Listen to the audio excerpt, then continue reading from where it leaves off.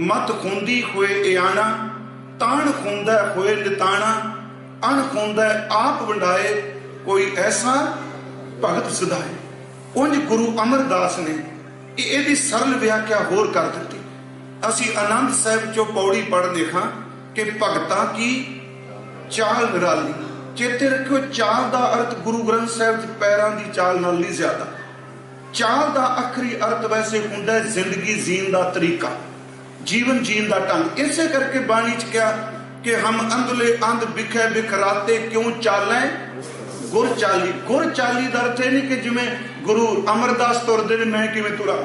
असल च चाली लफ्ज ते चाल लफ्ज का अंतरीव अर्थ है जो गुरु की मर्यादा का मैं उस मुताबिक किवें चला। उत्थे कह लगे भगतां की जिंदगी की रहत दुनियादारां नाल वखरी है। भगतां की चाल निराली, चालां निराली, भगतां केरी बिखम मार्ग चलना। ਇਹਦਾ अर्थ फिर भी बाहर मुखी नहीं करना कि बिख मार्ग का अर्थ भी वो सड़क छड्ड के कंडियां वाली पगडंडी ते चलते हैं, पईयां पलाटियां ते चलते नहीं। अगली तो कहती है कि असल च बिखम मार्ग चलना एक है लभ लोभ अहंकार तज तृष्णा, बहुत नहीं बोलना सब तो बिखम काम लेवे। दो शब्द ने, एक लभ ते दूजा लोभ। फिर सुनियो, लभ ते लफ्ज बाणी दो बारी है, लभ ते लोभ। उंज लोभ का अर्थ है कि बाहर मुखी हंडाण वाले पदार्थां नाल, ते लभ का लफ्ज का अर्थ है साडे इंद्रियां दा संबंध। लभ का संबंध मूंह दे रस नाल, लभ का संबंध अखां दे रस नाल, ते लोभ का संबंध आपां बनावांगे कपड़े ने, दौलत कै, गड्डी कै। लोभ का संबंध बाहर मुखी मटीरियल नाल, ते लभ का संबंध जिहड़ा इस इंद्रियां दे भोगण वाले रस दे नाल। भगत उस रस तो भी मुक्त है, उस अंदर तमा भी नहीं, उस अंदर ला भी। मैं एक उदाहरण तुहानू होर दे देना। एक बार अर्ज की सी, सूफी साहित्य पढ़दे एक घटना बड़ी सोहनी आई। कहने अपने आप नू कोई दरवेश कहंदा सी। गुरबाणी शब्द दरवेश आया, असल च ये फारसी का लफ्ज है जी दर अवेज। इथों दरवेश बने। दर अवेज का अर्थ हुंदा है जिहड़ा सारी जिंदगी बूहे उत्ते लटकिया होया, जिहड़ा बूहे ते डिग्गा है। इनू बाबा जी ने शब्द वरत्या, आप लिए लाए दर दरवेश से। दर दरवेश का अर्थ है भाई जेड़ा अपने गुरु दे बूहे अगे डिग पिया। दर दरवेशी गाखड़ी बाबा जी ने शब्द वरते। दरवेश की तुलना रुख नाल कीती, क्योंकि रुख रोज रोज थावां नहीं बदलदा, ते दरवेश भी कदी रोज रोज थावां नहीं बदलदा। फरीदा साहिब दी कर चाकरी, दिल दी राह भरांत, दरवेशां नू लोड़ी है रुखां दी जिरांत, क्योंकि रुख थावां नहीं रोज बदलदा। तुसीं देखदे हो जिन्ने सालां दे आए हो, आ रुख जिहड़े खलोते ने किन्नी कुछ सर्दी उन्हां हंडा लई, पर थां तां नहीं ना बदली। किसी ने दरवेश का थाना किया, सिर्फ इस करके नहीं मैं कहानी किते ध्यान कन्वर्ट करना चाहता। सच ये कि भगत का जीवन बड़ा कुछ वखरा है दुनिया तो। किसी ने दरवेश का प्रशादा कर लिया, उन्हें कहा भी मेरे घर तो रोटी खानी। उस घर विच जेड़ी बीबी रोटी पकाने वाली सी वो सच्ची मुच्ची रब दे पै वाली सी। जब उस दरवेश दे आउण दा वक्त होया, जो उस बीबी ने खाना तैयार किया सी, वो भोजन परोस के मालिक नू पकड़ाया, ते मालिक ने दरवेश अगे रखिया, ते दरवेश ने भोजन की एक कोर तोड़ के अपने मुंह च पाई, ते अजे बुरकी पूरी खाधी भी नहीं, ते बोल के कहंदा है भोजन किन्ने पकाया, सलूना तो है ही नहीं। चलो हुण तां सब्जी सलूना भी बड़ा पुराना शब्द सी, मरना देगी शब्दां नूं, लूण तो है नहीं।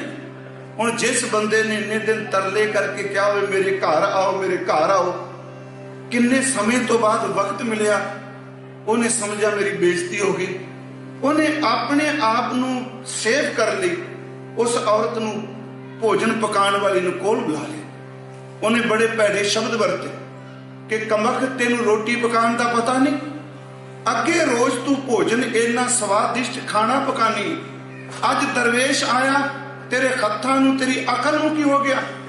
उस औरत ने सामने आके क्या तुसी मैनू उदों दस देंदे जदों रोटी पकानी सी। उन्हें कहा मैं तेनू दसिया सी कि मेरे घर दरवेश रोटी खाण आ रहा है। कहंदी सच्ची है वे रोटी दरवेश वास्ते पकाई है, जे मैनू दस देंदी कि जीव का सवादू आ रहा, मैं उस ढंग की रोटी पका दे।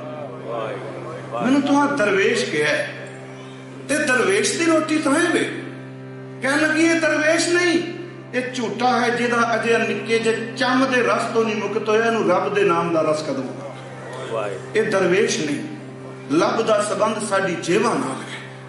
लब लोभ अहंकार तज तृष्णा बहुत नाही बुरा। हंकार नूं छड्ड देना, तृष्णा नूं छड्ड देना ते खामोशी विच जीना। ते दास अक्सर बेनती करदा है कि एक सिमरन असीं जाप करने बोल के, जिहड़ा शब्द वरतिया ना बहुत ना ही बोलना, इहदा अर्थ दो बंदे वाहिगुरू जी बख्श दिया जे उन्हां दी चुप एक दी बड़ी खतरनाक हुंदी। याद रखियो, जहां तां रस विच मगन होया चुप हो जांदा है ते जां कपटी बंदा बड़ा चुप रहिंदा, वो सुनी जांदा है। चेते रखियो, जदों समा हुंदा सੱਟ ਇਹੋ जी मारदा बंदे नूं पैरां तो उखीड़ के रख दिंदा। ओदी खामोशी ਉਹਨੂੰ ਬਾਣੀ ਚ ਮੀਣਾ ਬਣ ਗਿਆ। ਭਾਈ ਗੁਰਦਾਸ ਸਾਹਿਬ ਨੇ ਸ਼ਬਦ ਮੀਣਾ ਵਰਤਿਆ, ਪਿਰਥੀਲ। ਉਹ ਚੁੱਪ ਰਹਿੰਦਾ ਪਰ ਅੰਦਰ ਦੀ ਕੁੰਡੀ ਕਿਸੇ ਕੋਲ ਨਹੀਂ ਖੋਲਦਾ। ਭਗਤ ਜਦੋਂ ਚੁੱਪ ਕਰਦਾ ਉਹਦੀ ਚੁੱਪ ਇਹ ਚੁੱਪ ਨਹੀਂ ਕਿ ਚੁੱਪੈ ਚੁੱਪ ਨਾ ਹੋਵੇ, ਉਹਦੀ ਚੁੱਪ ਕਹਿ ਕਹੋ ਕਬੀਰ ਛੂਛਾ ਘੱਟ ਬੋਲੇ, ਭਰਿਆ ਹੋਏ ਸੋ ਕਬੂ ਨਾ ਡੋਲੇ। ਖਾਲੀ ਘੜੇ ਨੂੰ ਟਣਕਾਓਗੇ ਤੇ ਆਵਾਜ਼ ਨਿਕਲੇਗੀ, ਭਰੇ ਹੋਏ ਘੜੇ ਨੂੰ ਟਣਕਾਓਗੇ ਤੇ ਜੋ ਆਵਾਜ਼ ਕੀ ਨਿਕਲੇਗੀ। खाली मैं बोल रहा, आप बोलोगे। जदों बोलोगे साडा खाली मुंह लगातार शब्दां नूं जन्म देगा। पानी दे चश्मे की तरह मुंह विचों शब्द निकलणगे। जदों मुंह विच बुरकी पा लांगे, कोई चीज चिथांगे, उदों बोल नहीं सकांगे, क्योंकि खाली मुंह बोलदे हुंदे भरे होयां विचों बोल नहीं निकलदे। फिर बेनती है, ओदा बहुत ना ही बोलना दा अर्थ कपट नहीं। ओदी चुप विच भी एक सिमरन है, ओदी चुप विच भी रब दी बंदगी है, ओदी चुप विच भी अल्लाह दी इबादत है। इसे नूं भाई साहब ने कहा, गुर सिक्खी गुर सिख सुन अंदर सियाणा बाहर भोला, शब्द सुरत सावधान कोई विन गुर शब्द ना सुनी बोला। ओदे विच एक तोक है जी, वाहिगुरू गुर शब्द लै चुप प्रेम प्याला चुप च बोला। ओ असीं तां बोली जांदे सारे, वाहिगुरू शब्द बोलिया जा रहा जी। प्लीज मेरी बेनती है, इनू तर्क च ना ले जाओ। असीं भी रात जाप करने जदों कथा समाप्त होंदी, पर असल च सिमरन कदों शुरू होवेगा। वाजे ते हथ रख के कहने मैं सिमरन कर लगा, चंगी गल, क्योंकि याद विच ओदी याद है। पर सिमरन उदों शुरू हुंदा है जदों जबान खामोश हो जाती है। कोई दुनिया च बंदा ऐसा नहीं जिहड़ा कहे मेरे अंदर सिमरन नहीं चलता। कोई इंसान दसो, असीं जिन्ने बैठे हैं, बाकी गल छड्डो, गुरुद्वारे आया भी बंदियां दे अंदर सिमरन चलदा है दुनिया का। वो केड़ी एनर्जी है जिहड़ी गुरुद्वारे चों बैठी सानू बाजार च लिया जाती पई। वो जिहड़ी एनर्जी बाजार ले जा रही है, उस एनर्जी नूं वापस मोड़ लै, पर वो शब्द तो बिना मोड़ी नहीं जा सकती। बोलन तो बिना चुप करन दी जाच नहीं होंदी। याद रखियो, जिन्हों बोलन दी जाच आ गई शब्द, उन्होंने खामोशी दी जाच भी आवेगी। मैं एक तुहानूं उदाहरण देना, कदी पढ़ियो प्रोफैसर पूरन सिंह दी एक किताब है, चुप प्रीत दा शहनशाह व्यापारी, पढ़न वाली है। भाई वीर सिंह की रचना एक वलवला, शायद जिहड़े पंजाबी साहित्य नाल इश्क रखते हैं, उत्थे उन्हें लिखा भी चुप सिमरन की। वो लिखते हैं, जिन्हां उचाइयां उत्ते बुद्धि खंभ साड़ ढठी, मल्लो मल्ली दिल उथे मालदा उडारियां, प्याले अन डिठ नाल बुल लग जान उथे, रस ते सरूर आवे झूमा आउण प्यारियां, ज्ञानी सानू होड़दा ते वहमी ढोला आखदा, मारे गए ने जिन्हां लाइयां बुद्धों पारता। इस नज़म का सरलेख ही बलबला है। ज्ञानी सानू होड़दा ते वहमी ढोला आखदा, मारे गए ने जिन्हां लाइयां बुद्धों पार तारियां। भाई साहब कहंदे बैठ वे ज्ञानी, बुद्धि मंडले की कैद विच बलबले दे देश मेरियां लग गई जा। फिर अर्ज करांगा, उस चुप नूं ये ना समझो मैं की बोली जा रही, क्योंकि साडा दुखांत है। मैं अगे भी अर्ज की, तुसी बहुत कुछ सीखिया। मैं भी तुहाडे च बैठा वां, मैनूं 25 साल हो गए ने बोलदे। सच ये अज मैं गुरु की हजूरी च कहना, अज कथा करदे डर लगता है कि जो कुछ बोलने पे जिंदगी च निजी तौर पर कितना हुक्म आया, कि अंदर चेंज आई कोई। सच है, इनू महसूस ना करो। जिन्ने असीं बैठे हैं, साडा बच्चा स्कूल च बैठ पढ़दा, असी दिहाड़ी करके भी चाहते हैं अगले साल अगले समैस्टर च मेरा बच्चा आगे निकले। कदी किसी क्या मेरा बच्चा 5 साल भी एक क्लास में रहे, कोई परवाह नहीं। दुनिया की पढ़ाई करते हैं, साढ़े उत्थे 3 साल बाद बाहर कर देंगे सन स्कूलों। चलो इतों का सिस्टम की मैंने नहीं पता। हर बंदा चाहता मेरा पैसा मेरी एनर्जी वेस्ट ना जाए। जे मेरा बच्चा इस साल क्लास में है, अगले साल अगे होवे, इहदी तलीम वधे। दुनिया के स्कूल में पढ़ाने वाले लोग अपने बच्चे की हर साल बाद तरक्की जाने। 40-40 साल हो गए गुरुद्वारे आउंदे, अपने अंदर नूं पुछ के देखो चेंज कोई आई साडे च? इहनूं गुस्से च ना जाओ, क्योंकि सच्ची गल असीं उत्थे खलोते हो। कोई साडे च ईरखा, कोई द्वेष, कोई खौमे, कोई साडे अंदर दियां बिरतियां। उस दिन मैं कहा सी जिस दिन 31 दसंबर सी, टाइम तो ढलता जाएगा, मन तो न ढलता पिया। और प्रोफैसर पूरन सिंह की किताब चुपरीत दा शहनशाह व्यापारी, उन्हें बगदाद नाल संबंधित महाराज जी बारे जिक्र किया, वह शेख बहलोल का।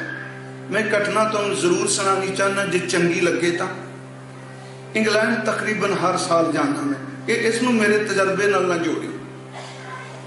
उत्थे लाइव 6 चैनल चलता सी तकरीबन हर रोज। मैं एक साखी सुना दी। ये साखी असल च निक्का जे किताब च है जी, गुरु नानक दी बगदाद फेरी। ये किताब लिखी हुई है सैयद प्रिथीपाल सिंह की। शायद बहुत सज्जना घट ना सुनिया, सैयद लफ्ज आ गया ना। सैयद जदों शब्द आएगा ध्यान जाएगा मुसलमान का। सैयद प्रिथीपाल सिंह, उन्हों का चलाना कानपुर होया सी।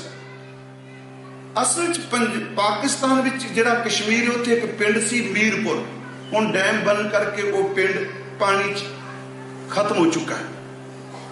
मैं कथा सुना दी, लाइव चल रहा सी कि जिहड़ा सैयद प्रिथीपाल सिंह सी, इसका असल च बचपन च नाम सी मुश्ताक हुसैन। ये उस मीरपुर का वसनीक सी। इहदा बाप इनू हज वास्ते बगदाद लै गया, मक्के लै गया। जदों हज करन गए ते बाप की एक इच्छा सी, सैयद सी बाप भी, कि मेरा पुत्र इस्लाम का प्रचारक बने, इस्लाम का प्रचार करे। क्योंकि उत्थे पुराने पुस्तकालय लाइब्रेरीज बहुत पुरानियां ने मक्के च।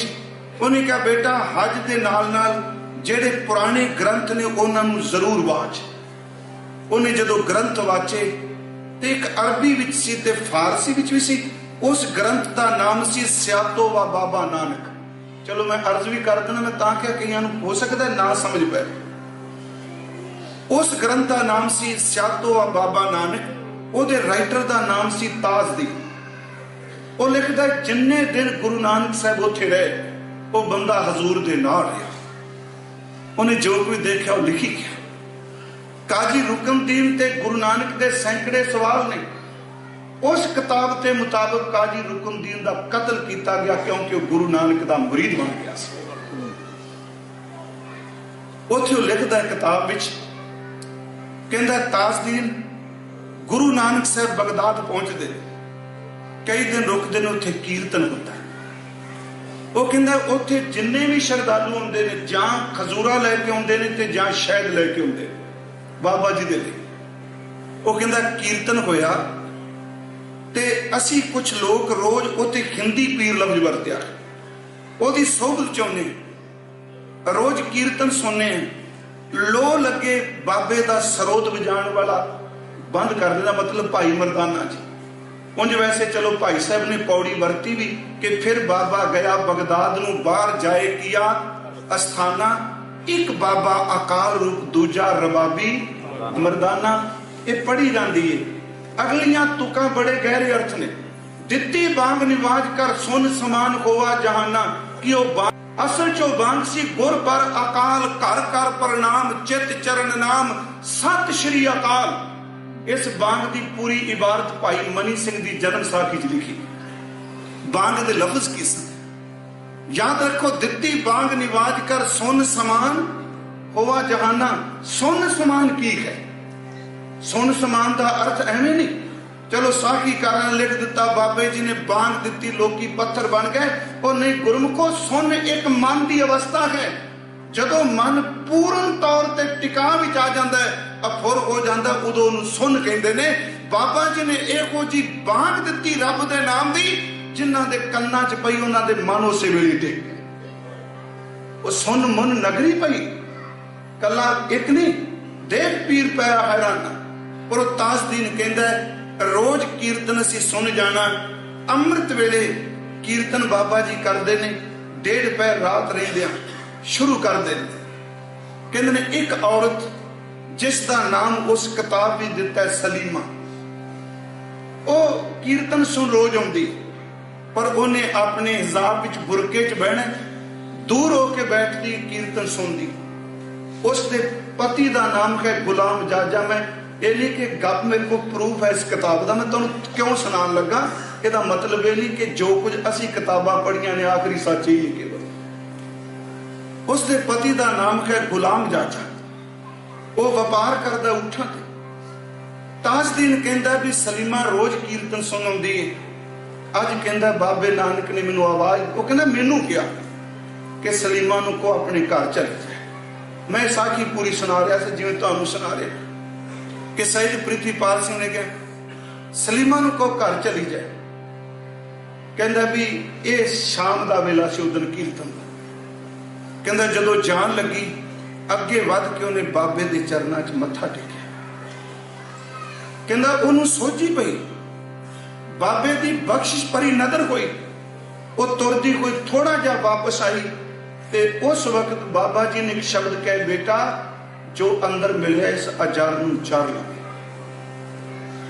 उन्हें कहा मैनूं इंज लगता है कि मेरा पति मेरा खावंद वापस आ चुका है व्यापार तो, मैं बाहर हाँ, पता नहीं मेरे नाल की बीतेगी। जदों घर गई सचमुच उहदा पति घर आ चुका सी। उन्होंने लोगों ने उन्होंने रस्ते दस दिता, तू बाहर व्यापार करना, तेरी औरत रोजाना सवेरे शाम सरोद सुनने वास्ते जानी। तुहानूं पता है इस्लाम अंदर संगीत की मनाही है, इसलिए सब तो ज्यादा उस्ताद भी उन्होंने विच ने। उन्हें इन्ना कुछ चुक थल कर दी, तू किथे तुरिया फिर। औरत तेरी रोज सरोद सुनती। जदों वापस आई वो गुस्से नाल भड़किया पैसे आग, वो जे बोलन ही लगा कुछ शब्द, ते सलीमा ने इको गल कही, मैनू बाद विच बोलियो जिहड़ा मिस्र विच तेरे तो ऊंट मारिया गया ओदा की बनिया, जिहड़ा तेरे तो कतल होया ओदा की बनिया, जिहड़ियां 500 मोहरां लै गया बिना दसन तो ओदा की बने। ओदे पैरां थल्ले जमीन निकल गई। भी ये कहानियां किवें पता लग गई। मैं एक बेनती करांगा, इहनूं करामात नाल जोड़ियो। सच ਇਹ ਵੇ ਜਦੋਂ गुरु किसी ते अंदर दी किरपा करदा ਉਹਨੂੰ ਤਿੰਨਾਂ ਭਮਣਾ ਦੀ ਸੋਝੀ हो जाती। पिंगल पर्वत पार परे खल चतुर्भ कीता, अंधले तिर भवन सोझिया गुर भेट प्रीता। प्रभ कै सिमरन सब की सुझै। असी रोज पाठ करने। उन्हें क्या आ घटनावां वापरियां, ओदा गुस्सा ठंडा हो गया। तेनू किने दसिया? कहने लगी मैं बाद च गल करांगी, पहला दसो तुसी बचे किवें। उन्हें कहा जदों मैं मिस्र गया मेरा ऊंट खेत विच पिया, मालक ने पत्थर मारिया उहदे मत्थे च, ऊंट दे टिकाणे ते पत्थर वज्जा, उहदी मौत हो गई। कहंदा मैं इन्ना गुस्से च आया, मैं पत्थर चुकिया उस बजुर्ग दे सिर च मारिया, उहदी मौत हो गई। मैनू शरअ दी कचहरी विच सजा हो गई, खून का बदला खून। जो सजा होना खून का बदला खून।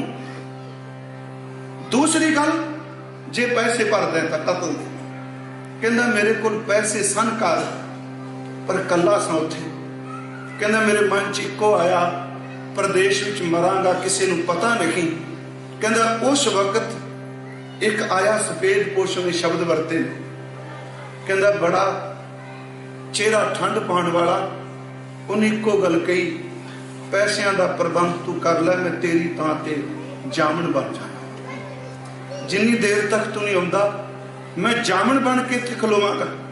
कहंदा मैं सच ये पैसों का प्रबंध किया, तेरे तक कोई सुनेहा नहीं पहुंचया।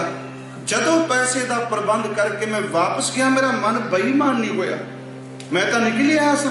मन ने कहा जिहड़ा जामन है ਉਹਦੇ ਨਾਲ ਧੋਖਾ ਨਹੀਂ ਕਰਨਾ।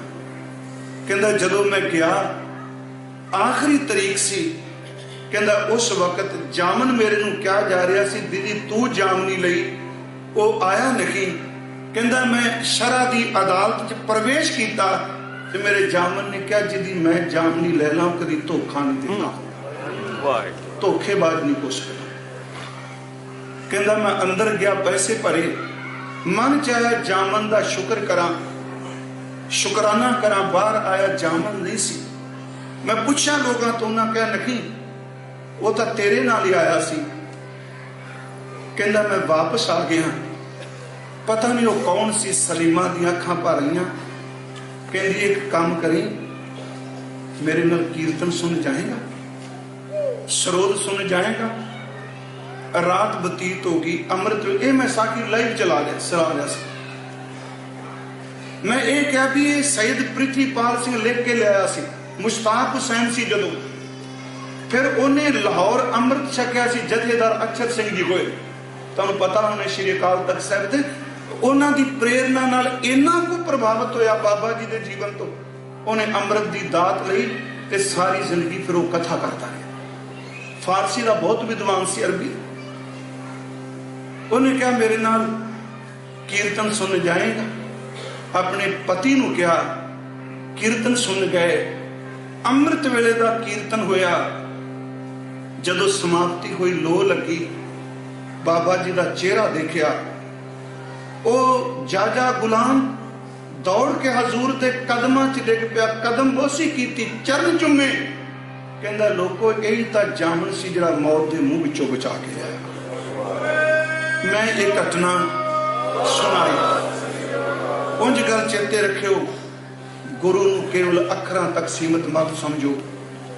ਗੁਰੂ ਨਾਨਕ ਨੂੰ 1539 ਤੱਕ ਮਤ ਸੀਮਤ ਕਰੋ। ਗੁਰੂ ਗੋਬਿੰਦ ਸਿੰਘ ਨੂੰ 1708 ਤੱਕ ਮਤ ਸੀਮਤ ਕਰੋ। ਗੁਰੂ ਤਾਂ ਉਹ ਪਰਮ ਸੱਤਾ ਦਾ ਆਪਣਾ ਹਿੱਸਾ ਹੈ। ਜਦੋਂ ਕੁਝ ਵੀ ਨਹੀਂ ਰਹੇਗਾ, ਗੁਰੂ ਦੀ ਹਸਤੀ ਉਦੋਂ ਵੀ ਕਾਇਮ ਰਹੇਗੀ ਜੇ ਸ਼ਬਦ ਦੀ ਗਹਿਰਾਈ ਜਾਓਗੇ। ਮੈਂ ਸੁਣਾ ਦਿੱਤੀ ਗੱਲ। ਕਥਾ ਤੋਂ ਬਾਅਦ ਮੈਨੂੰ ਫੋਨ ਆ ਗਿਆ। ਬੋਲਣ ਵਾਲੇ ਦੀ ਜ਼ਬਾਨ ਬੜੀ ਮਿੱਠੀ ਸੀ, ਕੁਰਖਤ ਨਹੀਂ ਬੋਲਿਆ। ਜਿਵੇਂ ਆਪਾਂ ਅੱਜ ਕੱਲ ਜੋ ਵਾਹਿਗੁਰੂ ਕਿਰਪਾ ਕਰੇ ਜੀ। ਅੱਗੇ ਮੈਂ ਕਹਿੰਦਾ ਸਾਂ ਅੰਦਰ ਦੀ ਅੱਗ ਕੱਢਣ ਲਈ ਬੰਦਾ ਲੱਭਣਾ ਪੈਂਦਾ ਸੀ, ਉਹਨੂੰ ਬੰਦੇ ਦੀ ਲੋੜ ਹੀ ਕਹਿੰਦੀ ਜੇਬ 'ਚ ਹੀ ਪਏ, ਬਸ ਅੰਦਰ ਦੀ ਅੱਗ ਹੀ ਕੱਢਦੀ ਹੈ। ਬਾਅਦ ਉਹ ਗਿਆ ਕਿਸ ਪਿੰਡ 'ਚ ਕਿਤੇ ਦਾ ਕਿਤੇ।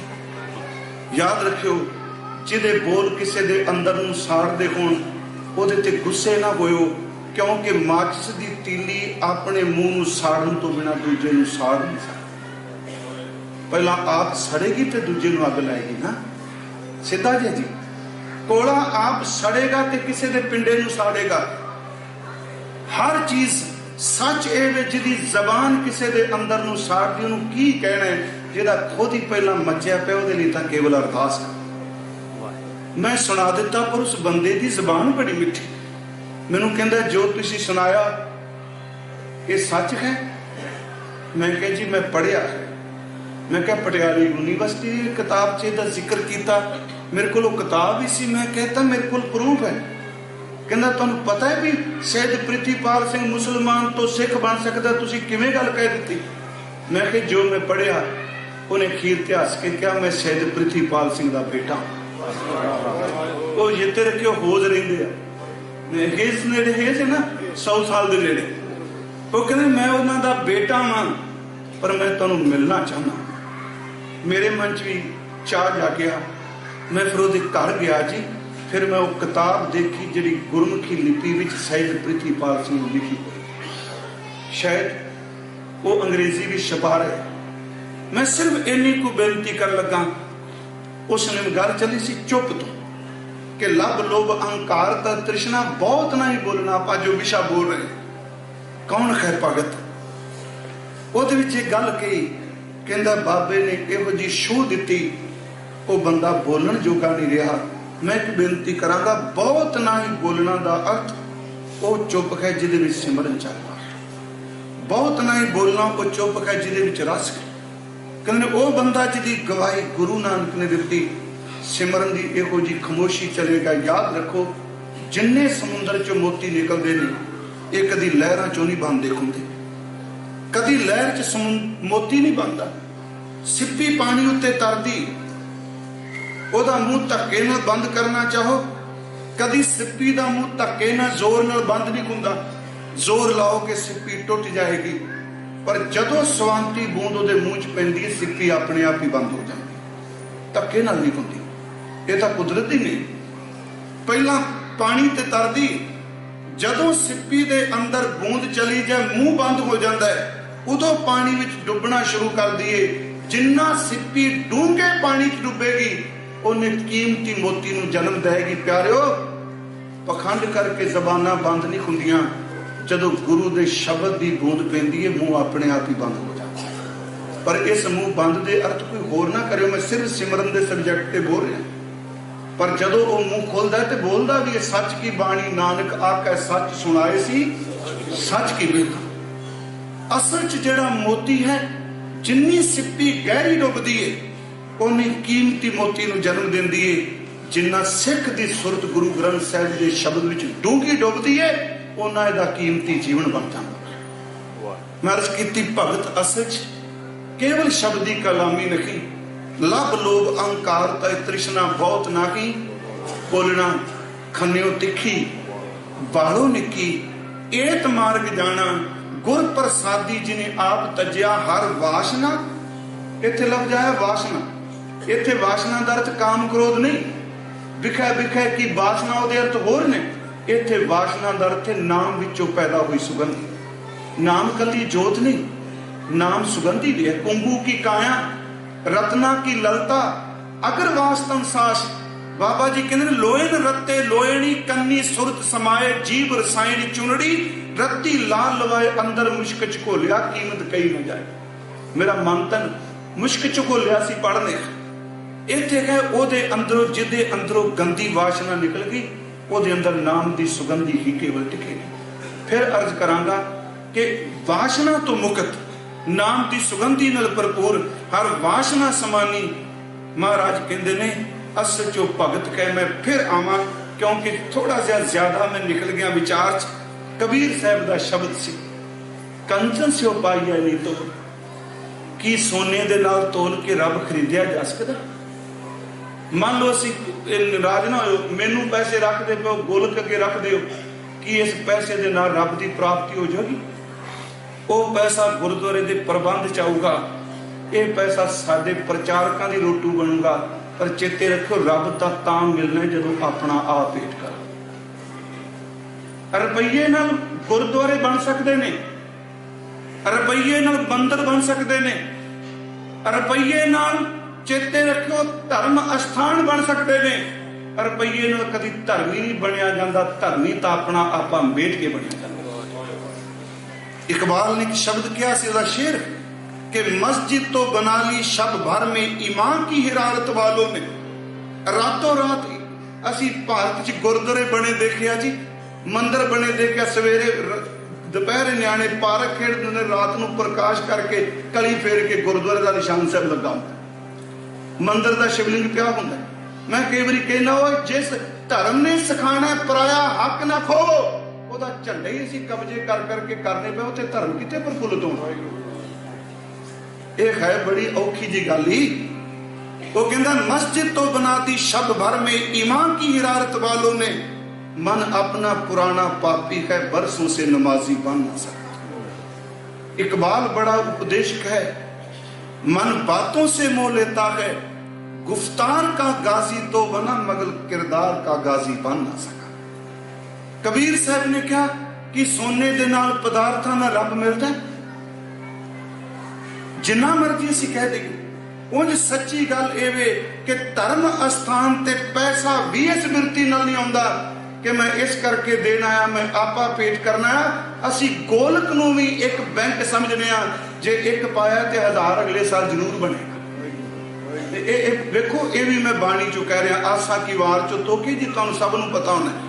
दे दे मंगे सहसा गुना, देंदा एक गुणे इन्ना ते ब्याज अज तक किसी सच्ची गल कंजूस तो कंजूस शाह ने लाया जिन्ना असीं रब नूं लाने। 1 रुपये के बदले 999 कभी ब्याज लगता देखे? गुरु नानक साहब कह रहे ने ये धर्म कमाना है। दे दे मंगे सहसा गुना, देंदा एक गुण है, मंगदा 1000 गुण है। शोभ करे संसार, फिर कहंदा जिहड़ा रुपया पाया जे संगत नूं ना दस्या